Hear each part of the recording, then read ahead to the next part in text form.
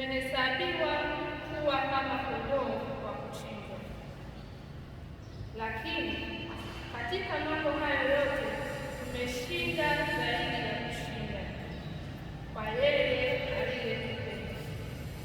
Kwa maana nimekwisha kujua hakika ya kwamba wala mauti wala uzima wala malaika wala wenye mamlaka wala yaliyopo wala yatakayokuwapo wala wenye uwezo wala yaliyoko juu wala yaliyoko chini wala kiumbe kinginecho chote hakitaweza kututenga na upendo wa Mungu aliye katika Kristo Bwana wetu.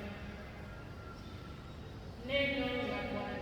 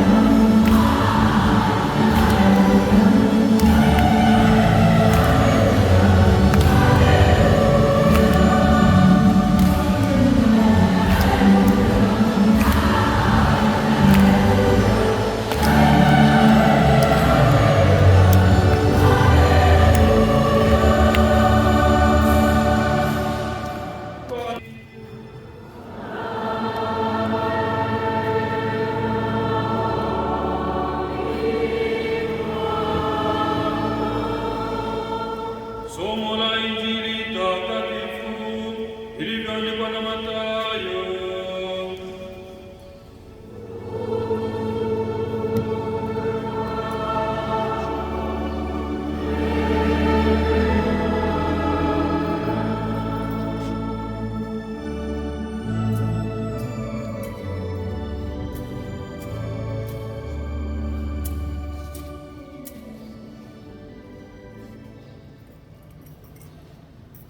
Yesu aliposikia hayo, aliondoka huko katika chombo, akaenda mahali pasipo na watu faragani, na makutano waliposikia walimfuata kwa miguu kutoka mijini mwao. Yesu akatoka, akaona mkutano mkuu, akawahurumia, akawaponya wagonjwa wao. Hata kulipokuwa jioni, wanafunzi wake walimwendea wakasema, mahali hapa ni nyika tu na saa imekwisha pita. Waje makutano waende zao vijijini wajinunulie chakula. Yesu akawaambia, hawana haja kwenda zao, wapeni ninyi chakula. Wakamwambia, hakuna kitu hapa ila mikate 5 na samaki 2. Akasema, nileteni hapa.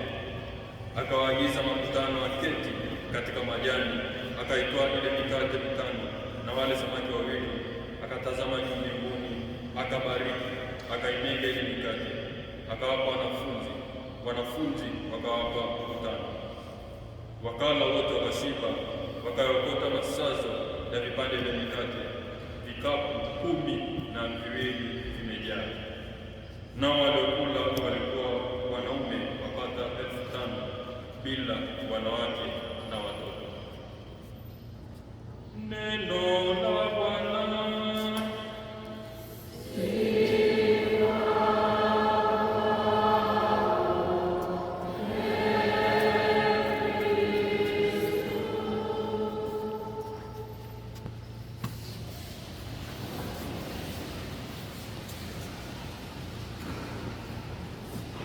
Taifa la Mungu, tumsifu Yesu Kristo. Mungu ni mwema na kila wakati. Hiyo ndio asili ya Mwenyezi Mungu wetu, hatuangushi hata mara moja. Katika masomo yetu tunasikia ujumbe mbalimbali. Somo la kwanza tunasikia Mungu akitualika ya kinywa cha nabii Isaya, nyinyi nyote mwenye kiu njooni kwangu, mpate maji, mpate divai, mpate kila kitu bila pesa, bila malipo. Tunaalikwa kusikiliza, tunaalikwa kwa maskini wetu, tunaalikwa kwa wadani wetu, tunaalikwa kwa uovu wetu. Na katika sura ya Injili Yesu anawaambia wanafunzi wake, wapeni ninyi chakula. Lakini wanafunzi wanajiuliza, chakula hichi tunapata wapi kuwalisha makutano ya watu zaidi ya 5,000? Yesu anadhihirisha kwamba yeye ni mkate wa uzima. Kupitia yeye hakuna njaa, kupitia Mungu hakuna kiu. Na katika somo la pili tunasikia upendo wa Yesu hawezi kupimika, na upendo wa Yesu hawezi kutenganisha na kitu chochote. Kama ni nini, kama ni njaa, kama ni maradhi, kama ni matatizo mbalimbali tunayo, bado Yesu anatushika mkono. Yesu anatubeba katika matatizo yote. Kwa hiyo katika masomo yetu tunaona wanafunzi wa Yesu wakiangalia ukubwa wa tatizo, kwamba watu kama zaidi ya 5,000 tutazaji kualisha, inabidi tuache kutoke wakapata chakula sehemu nyingine. Lakini Yesu anatualika kutuambia tusiangalie ukubwa wa tatizo, tuangalie uwezo wa Yesu katika kutatua matatizo. Wanafunzi waliangalia udogo wa chakula ambacho kilikuwa mbele yao, samaki 5, mikate 5 na samaki 2. Lakini Yesu aliangalia umungu wake wa kuwezesha mikate hiyo kuwa mingi, kuwashibisha watu wengi zaidi. Inawezekana katika maisha yetu tunaangalia ukubwa wa matatizo tuliyoko nayo, ukubwa wa umaskini wetu, ukubwa wa udhambi wetu, na wakati mwingine tunajiangalia tulivyo wadogo, tunashindwa kuwa watu wanaofaa mbele za wengine. Lakini Yesu anatuangalia kitu kingine, anamwambia magonjwa unasumbuka nayo, matatizo unasumbuka nayo, yalete kwake. Yeye mwenyewe kupitia kwako, yeye mwenyewe kupitia matatizo yako atakuinua, atakunyanyua na utakuwa kama wewe. Yesu Kristo. Kama Yesu mwenyewe anakualika, je, una haja gani ya kuhubiri? Una haja gani ya kusisitiza kwamba Yesu hawezi kusaidia? Wakati mwingine katika wetu tunajiona wadogo katika vipaji tulivyo, wadogo katika vyeo tulivyo, wadogo katika karama tulivyo, lakini kupitia vile vidogo ambavyo tulivyo tunaalikwa kuvileta mbele ya Yesu katika kutumikia wengine na kutumikia taifa la Mungu. Ndio maana sasa katika vipaji vyetu vidogo kama kuimba,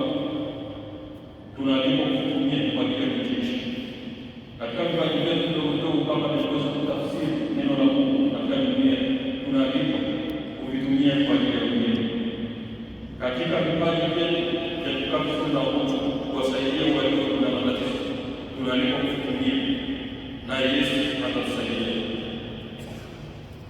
na tunaalikwa pia kwa Yesu tukashiriki. Jambo la kuuliza, ni njia gani uliokuwa nayo ambayo Yesu atashindwa kushiriki? Je, ni njia ya udhambi?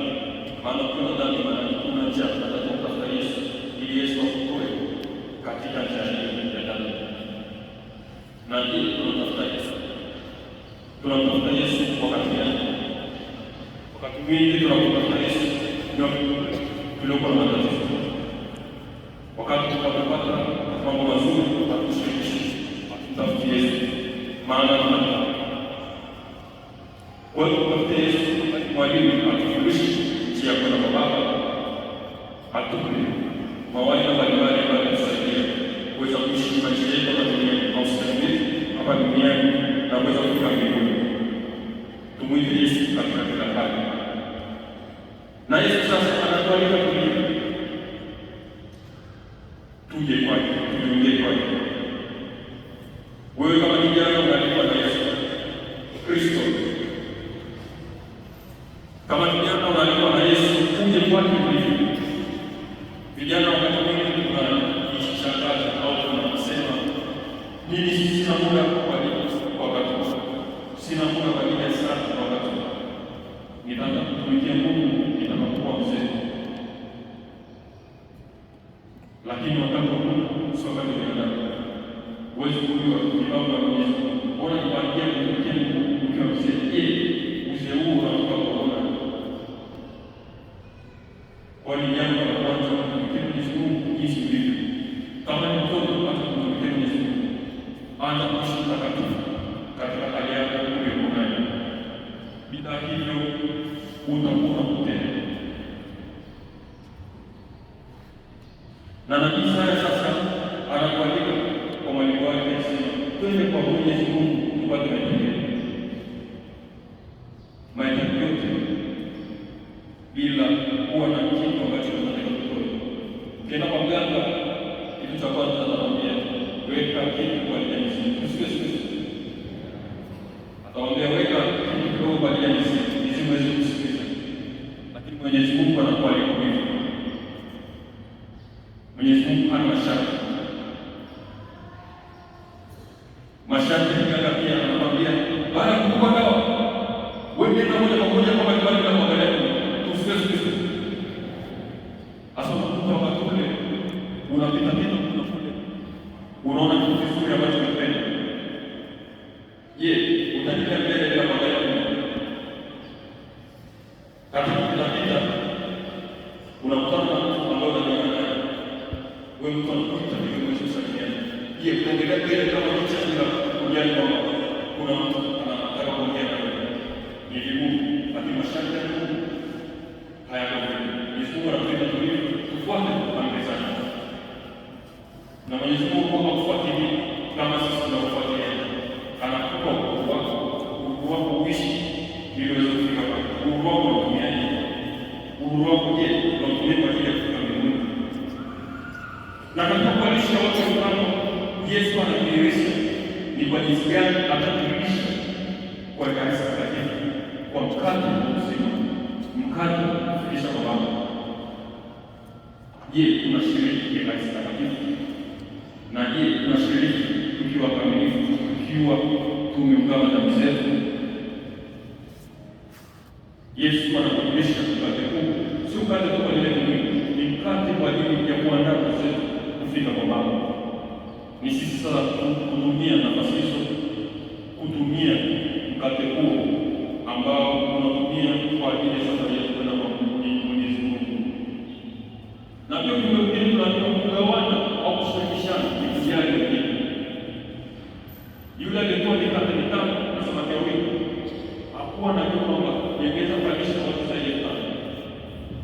Nawe sasa unaalikwa kuwa na karibu kuwajali wengine, kuwajali maskini, kuwajali wenye njaa, kuwajali waliokuja, kuwapa chochote. Na katika kuwapa kile ambacho unawapa, maana tunashika kwa tunashirikiana na Mwenyezi Mungu katika kuwasaidia. Kuna dhani moja kubwa sana duniani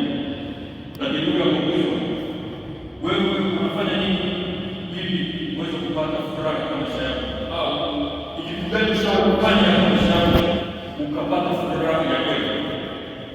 Akasema kitu cha kwanza nilijaribu kukusanya pesa nyingi, kufanya kazi ili kupata pesa nyingi zije katika akaunti yangu. Pesa zitakuja kila siku. Nikafikiri nitapata furaha ya kweli, lakini sikupata furaha ya kweli kutokana na zile mali zinaingia kwenye akaunti, kwa sababu hapo ana wasiwasi, anaoga watu kuingia, ana wasiwasi benki inaweza kuchoma moto ikaharibika, mambo yakawa mengine. Akasema kitu cha pili alichofanya ni kujenga manyumba kila sehemu, apartments za watu kupangisha, watu wanapangisha na kutumia pesa, na kanunua kila aina ya magari, ndege, kila kitu. Akafikiri pia furaha ya kweli itapatikana katika kupata mali zile, lakini furaha haikupatikana.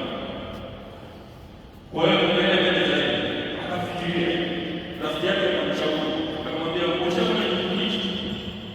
Akamwambia kitu gani?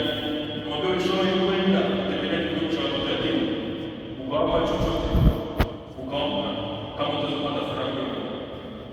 Yule Mungu kweli akatembelea kituo cha watoto yatima, akawapa mahitaji ya chakula, madawati, akawapa vitu vingi ambavyo walikuwa wanahitaji. Yule tajiri alipoona tabasamu la watoto ambao walikuwa na huzuni, kwa sababu hawana baba, hawana mama wa kuwashika mkono, hawana baba, hawana mama wa kuwapa upendo. Lakini upendo wa kweli aliona ni baada ya kuwapa watoto chakula na watoto wanatabasamu.